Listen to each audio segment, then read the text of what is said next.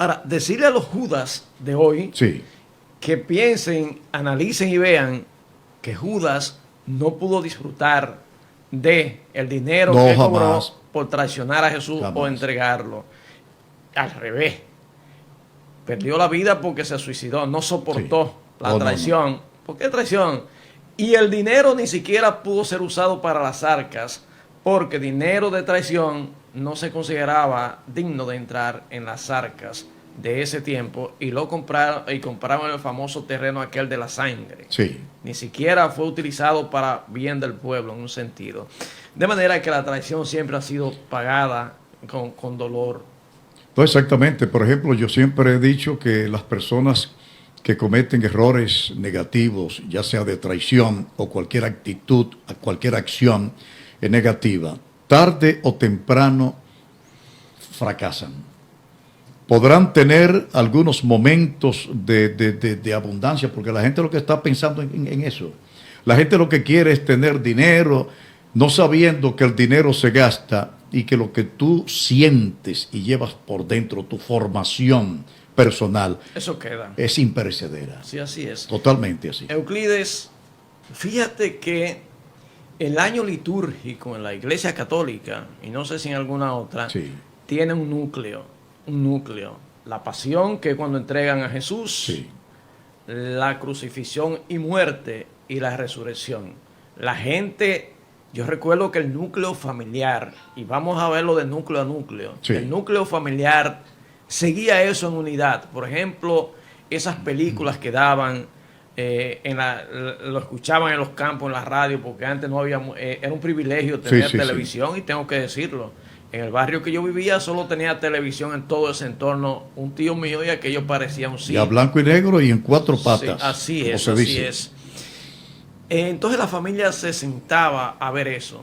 También habían 3 días cruciales, Sí. que era el día de la pasión, que fue el día de la cena, ¿verdad? Sí. El jueves santo, que fue cuando Judas consumó su traición, porque ya eso venía fraguándose. El viernes, que es cuando muere Jesús, y entonces el sábado con la resurrección, que se extiende hasta el domingo ya con el festejo.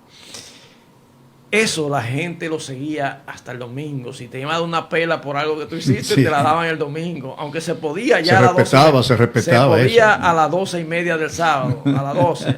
Pero hasta el domingo te lo dejaban. Y no decir malas palabras. Así, no, claro, Oye, claro. eso era Si una la cosa. decía, te chocaban. Entonces, la gente tenía temor de Sí. eso, respetaba eso. Ha tenido la pérdida de ese respeto, del valor que se le daba a ese tridio. Tiene que ver algo eso con el conocimiento, con la tecnología, con el manejo de información. ¿Qué influyó para que eso vaya, la ciudadanía vaya como haciéndose loco y le interese más el goce que la reflexión? Sí, mira, en primer lugar, la permisividad. Comenzando desde el seno del hogar, se es muy permisivo. Y continuando con este mundo que estamos viviendo en este siglo XXI, un mundo de un capitalismo donde las personas lo que quieren es vivir el momento, no importa lo que pase. Entonces todo eso viene en una forma de degeneración. Yo siempre, por cierto, en todos estos días me he dedicado a escribir y conjuntamente con ChatGPT yo le hago el texto, la literatura, y ChatGPT hace el diseño para llevar conciencia a la gente, porque lo que pasa es que estamos perdiendo la conciencia, la prudencia, la tolerancia.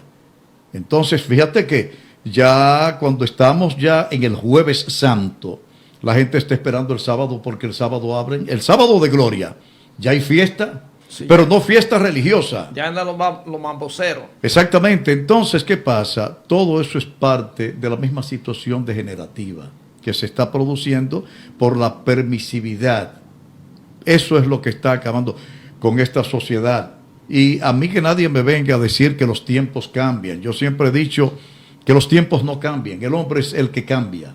Y yo te pregunto así de manera rápida, Euclides, ¿ha tenido que ver la pérdida del valor cristiano con la descomposición familiar y social que tenemos hoy día? Totalmente. Y ahí mismo déjame saber qué tú piensas del escándalo que han hecho algunos comunicadores y algunos espacios de comunicación con relación a la medida de Interior y Policía de que se prohíba la venta en público de alcohol en los días santos. Exactamente. Por ejemplo, mira, yo como comunicador no me opongo a ningún tipo de medidas de esa naturaleza.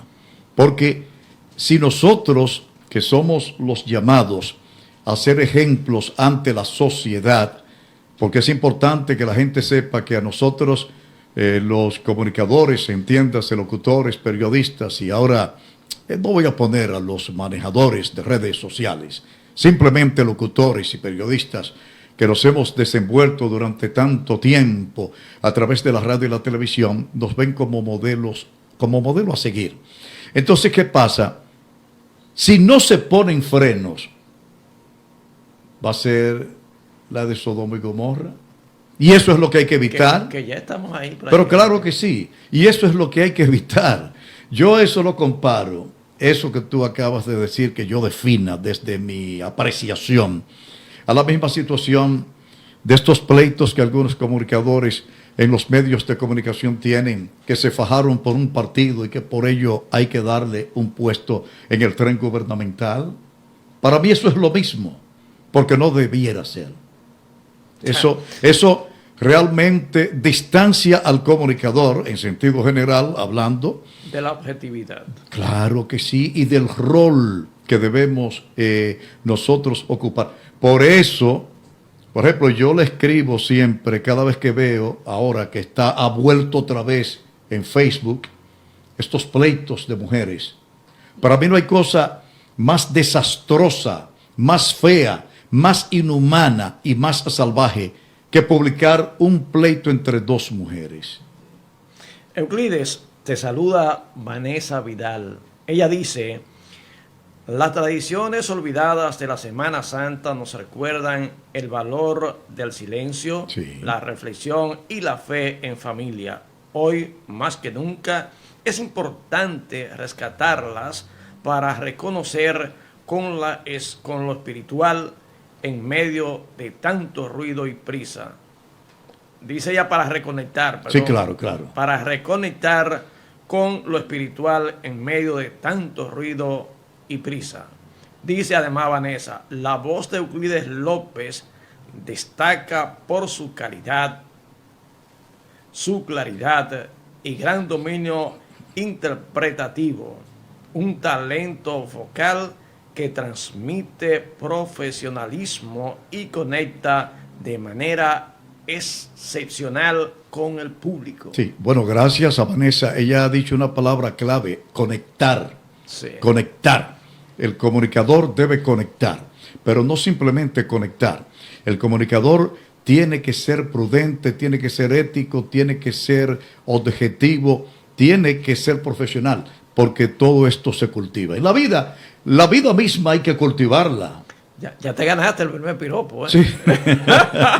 Mira, me gustaría que Vanessa es profesora, sí, también escribió un libro de su autoría, creo que para instrucción de niños. Me gustaría que ella me deje saber cómo se llama su libro y dónde la gente puede conseguirlo para dejárselo saber por aquí. Óyeme, que con ese título, Instrucción para los niños. Sí, creo que sí. Sí, algo así. Bueno, pues es sumamente importante, porque este es un sector, un segmento de la sociedad, de los seres humanos, que en los últimos tiempos hemos visto que ha habido un descuido de parte de los padres. Oye bien, y yo lo digo por mí, porque yo a mi hijo o a mis hijos, no obstante sean mayores, siempre estoy atento a ellos. Igual que tú, eso lo sé yo, sí, porque sé cómo tú eres. Gracias. De verdad. Euclides, sí. ¿Tú crees que esa ambición de la que tú hablabas un ratito, la de conexión con los buenos valores, sí, y sobre todo los valores cristianos, tiene que ver con que a mí me dan la oportunidad para estar en una posición pública o privada y entonces yo defraude a las personas que confiaron en mí? Mira, en parte sí y en parte no. En parte sí, porque hay personas que no tienen diríamos, una capacidad para entender que cuando están en una posición es para servir a los demás, ¿verdad? Y en parte no, porque cuando a usted lo nombran en una posición, o en cualquier, porque no tiene que ser necesariamente que el tren es gubernamental. Eso hablaba público-privado. Exactamente. Puede ser óigame, donde quiera que usted trabaje, usted tiene que tratar de hacer lo mejor posible su trabajo, pero con honradez, con honestidad. ¿Por qué? Y no me diga que era muy pobre. No, de ninguna manera. Porque Por ejemplo, el pobre no roba. No, por ejemplo, yo digo a boca llena, a mí no hay una persona que se atreva a hacerme una propuesta indecente con cosas que conocemos de muchos que han hecho. Por ejemplo, a mí que lleva un paquete de dudoso contenido. Yo absolutamente, nadie se atreve, porque el que lo intenta sabe que conmigo eso no va. Y mira, vivo enarbolando, y a través de mi programa, a través de mis cuentas en redes sociales, el que me sigue verá y sabe que yo vivo escribiendo mensajes para el crecimiento o sea, haciendo una mejor ciudadanía. Y sobre todo, nunca dejo de lado estas palabras: prudencia, honestidad, tolerancia y fe. Ética. Y ética. Lo sé porque es una de las expresiones tuyas. Pero claro que sí. Entonces, no hay por qué desvirtuarse de lo que usted debe hacer cuando es tomado en cuenta para ocupar un cargo o una posición público o privada. Decir que Euclides lo conozco porque, además de Domingo Almonte, que me enseñó a leer, yo no sabía leer y tengo que admitirlo. Bueno, a leer correctamente. Sí, claro. Porque sí, claro. Leer es igual que la dicción. La dicción es el sonido de la voz. Sí. Todos los seres humanos tienen dicción. Que tenemos dicción. Pero no buena. Exacto, hay mala y buena. Entonces hay gente que lee bien y hay gente que lee mal. Tú sabes que yo veía mis hermanitas que estaban en cursos más bajos que yo, que leían como tan bonito, ¿verdad? Sí. Y yo me iba aparte e intentaba que va. Sí. Y entonces comencé con Domingo Almonte, que debo decir que es mi cuñado, ¿verdad? Sí, no, que siempre ha leído bien, Domingo. Sí, locutor de aquel tiempo, de La Voz de la Libertad. Entonces, yo le dije: Domingo, yo quiero que usted me ayude a aprender a leer, no a locutores, leer. A leer simplemente. Iban muchísimos muchachos donde él iba Fefo, iba Chichi. Pero tú te estás yendo más para acá. Yo llegué a ir a la casa de Domingo porque Domingo tenía un radio que no lo tenía cualquiera. Un radio, sí, si mal no recuerdo, grababa, sí, de 2 bocinas y nos grabábamos. Sí, Oye, sí. Domingo era rico en ese tiempo con un radio que no cualquiera tenía. Y yo cogía para allá. Una persona muy humilde. Para grabar y nos poníamos a leer para yo escucharme. Oye, bien. Sí. Domingo es el esposo de mi hermana mayor, que es como mi mamá. Sí. O más que mi mamá. Seguro. Realmente, por múltiples razones. Un abrazo fuerte Igualmente a Domingo y a Herminia y sus hijos. Sí, una pareja famosa y eterna.